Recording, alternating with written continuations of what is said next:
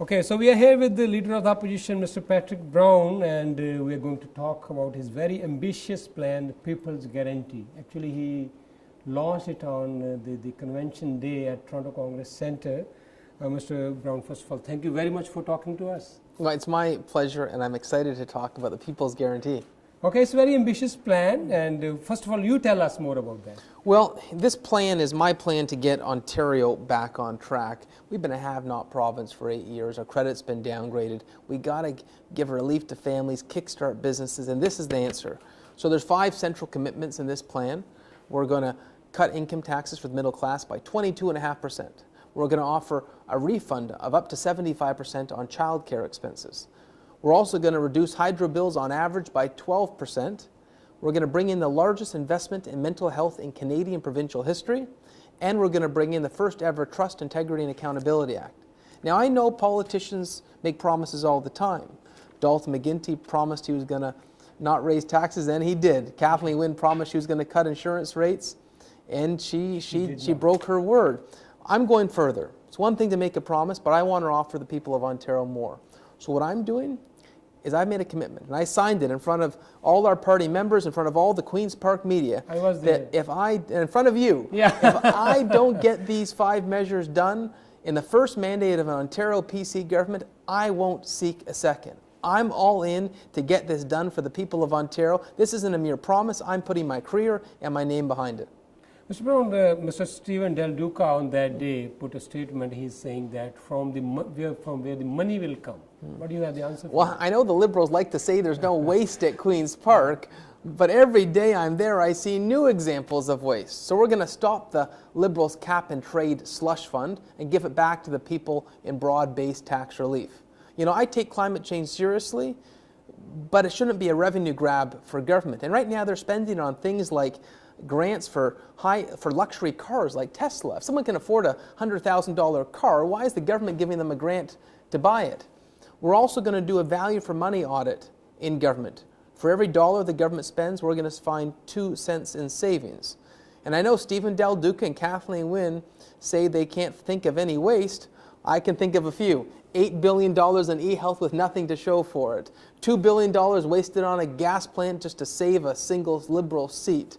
You know, they built part of a bridge upside down near Pickering, part of the bridge, the truss.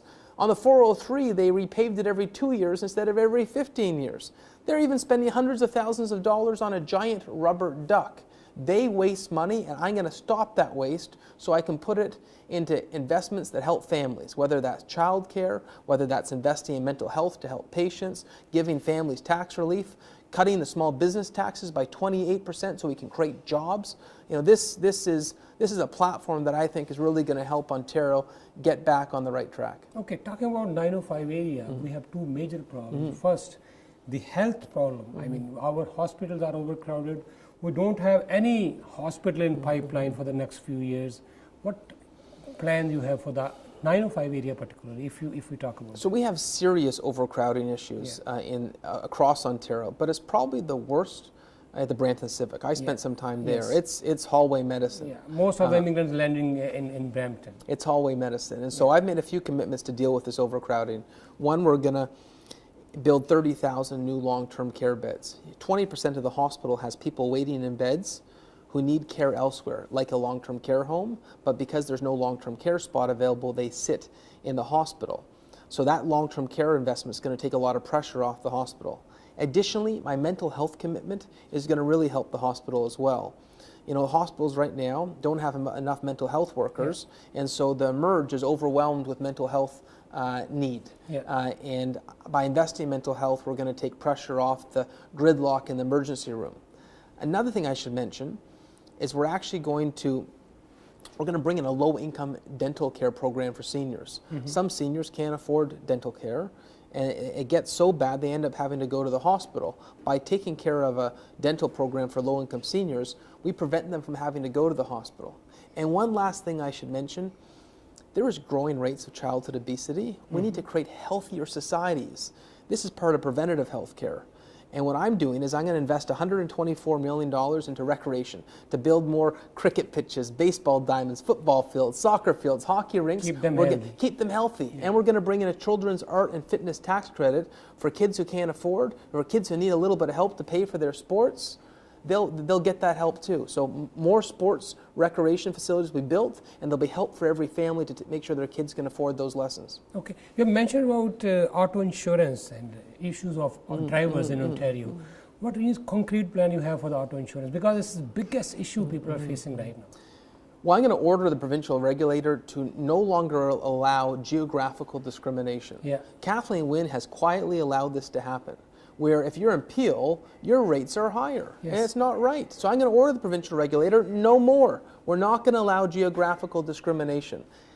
On top of that, I'm going to bring in a winter tire tax credit, because you get lower insurance rates if you have winter tires on, but some families can't afford the winter tires. So we're going to bring a tax credit to help you afford those winter tires.